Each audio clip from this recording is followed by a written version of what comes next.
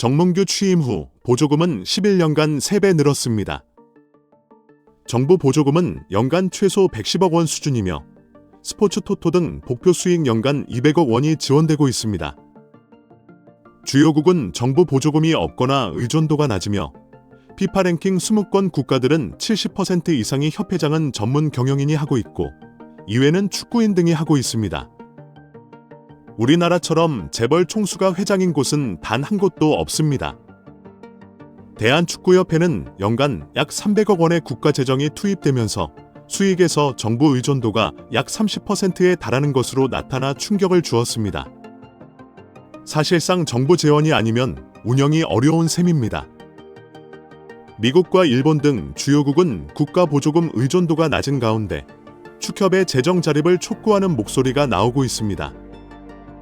18일 한경닷컴이 축협의 손익계산서를 분석한 결과 지난 2013년 이후 보조금과 복표 수익을 제외하면 연평균 300억 원 적자를 기록하고 있습니다. 축협의 손익계산서는 정부 재정 비중이 상당한 보조금과 스포츠 토토 등으로 알려진 복표 수익을 포함해 계산하면 재정 상황이 좋아지는 것처럼 보입니다. 복표 수익은 국민체육진흥공단이 국민체육진흥기금 조성을 위해 운영하는 국가 정책 사업에서 발생하기 때문에 정부 재원을 배분하는 세금의 성격을 가집니다.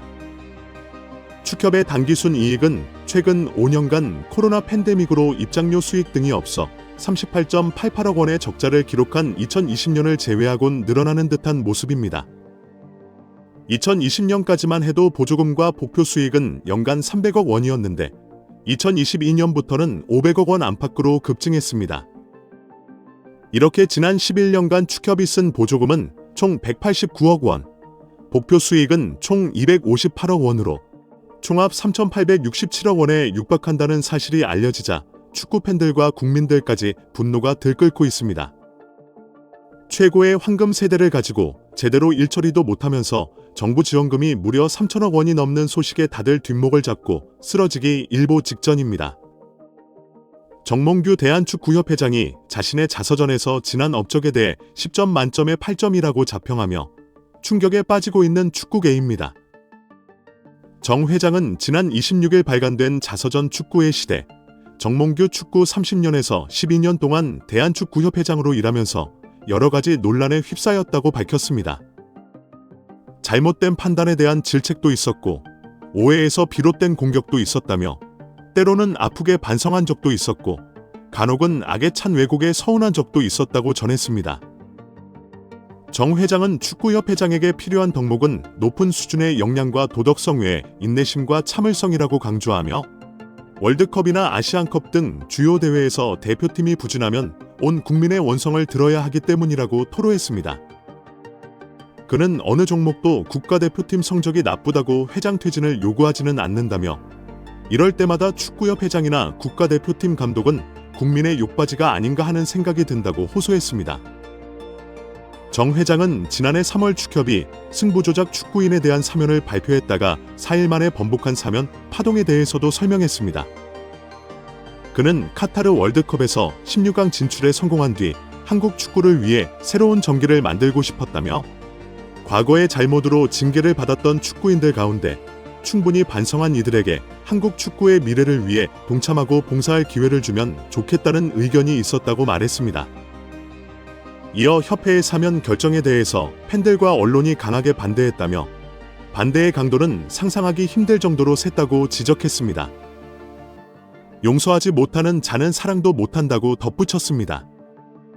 그러면서 요즘은 아이돌도 학창시절에 학원 폭력 논란으로 퇴출되는 세상이라며 나는 승부 조작 사태를 직접 겪었기에 이때의 구체적 정황을 자세히 알고 있는 사람 가운데 한 명이라고 할 수 있다고 밝혔습니다. 외부에 알려지지 않았던 내막도 알 만큼 알고 있다고도 했습니다. 이런 사건의 성격상 완전한 적발과 척결은 사실상 힘들다고 주장했습니다. 정 회장은 승부 조작을 한 선수들을 축구계에서 단절시키는 것만으로 어른들의 책임을 다했다고 결론지었습니다. 하는 것은 위선적 측면이 있었다며 결과적으로 사연심사위원회의 판단과 일반 팬들의 눈높이에 큰 차이가 있었다. 사면을 고민했던 진위를 제대로 전달하지 못한 한 아쉬움이 있다고 했습니다. 정 회장은 또 누군가 내 임기 도중 원했던 업적에 대해 점수를 매겨보라고 한다면 10점 만점에 8점 정도는 된다고 대답하고 싶다며 나는 점수에 상당히 박한 편이라 내가 점이라고 하면 상당히 높은 점수라고 평가했습니다. 이 소식이 전해지자 축구 팬들은 뒷목을 잡고 쓰러지기 일보 직전인 상황입니다. 클린스만 혼자 딴 세상에서 저도 웃고 이상한 소리만 하더니 역시 클린스만 낙하산으로 뽑은 정몽규 아니랄까봐 혼자만의 세상에서 말도 안 되는 자평을 하고 있습니다. 특히 객관적인 절차를 무시하고 적절히 대표팀 감독을 선임하지 않은 것에 대한 문제인식이 전혀 없어 더욱 우라통이 터지고 있습니다. 문체부 감사와 국민청원의 심판을 받아야 하며 사과할 것이 아니라 진정한 사과는 사퇴입니다. 대한민국 체육정책을 이끌어가는 문화체육관광부의 수장 유인촌 장관이 산하단체 임원의 임기 제한을 없애는 방향으로 정관을 고치려는 대한체육회의 시도에 대해 거부 의사를 분명히 했습니다. 유 장관은 이일 서울 종로구 국립현대미술관 서울관에서 열린 체육 분야 간담회에서 체육회의 요청이 오더라도 정관 개정은 절대 승인하지 않겠다. 승인할 수가 없다고 단호하게 말했습니다. 이는 체육회가 지난 5월 이사회를 개최해 지방체육회와 종목단체 등 산하단체 임원의 연임 제한 규정을 없애기로 결의한 것과 관련의 의사를 표현한 것입니다. 체육회는 앞서 열린 이사회에서 임원의 연임 제한 폐지, 체육단체 임원의 정치적 중립 강화 등의 내용을 담은 정관 개정안을 통과시켰습니다. 오는 4일에 열리는 임시총회에서 같은 안건을 승인받으면 문체부의 정관 개정을 정식으로 요청할 수 있습니다. 당초 체육회 정관에 따르면 임원은 4년의 임기를 보낸 뒤 한 차례 연임이 가능한데요. 3선 이상에 도전하려면 체육회 산하 스포츠 공정위원회의 심사를 거쳐 승인을 받아야 합니다.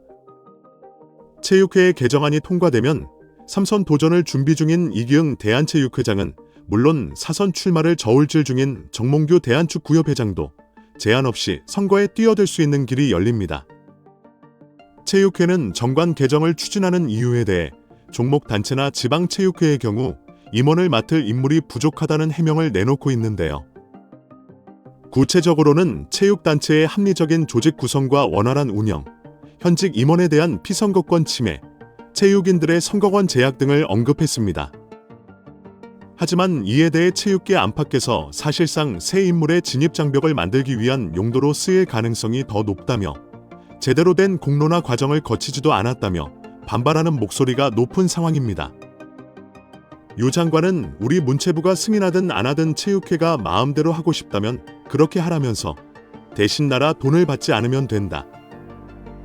매년 4,200여 원이라는 어마어마한 돈을 정부로부터 받았으면서도 학교 체육과 엘리트 체육이 계속 낭떠러지로 가고 있다. 이런 상황에서 기득권자들이 회장직을 유지하는 게 그리 중요한가라며 날을 세웠습니다. 이와 같은 주무부처인 문체부 입장에서는 되지도 않을 일에 대해 허가하고 자시고할 게 없다며 부정적 입장을 거듭 드러냈습니다. 유 장관은 아울러 문체부가 체육회를 거치지 않고 지방체육회와 종목단체의 예산을 직접 배정하는 방식으로 시스템을 개편하겠다는 뜻도 분명히 했습니다. 체육회가 문체부를 상대로는 자율성을 보장하라고 외치는데 정작 산하 회원 종목단체와 지방체육회의 자율성을 높이는 방안에는 반대하는 것 같다고 꼬집은 유 장관은 문체부가 예산을 직접 교부하는 건 체육계의 자율성을 강화하기 위한 하나의 방법이 될 수 있다고 말했습니다.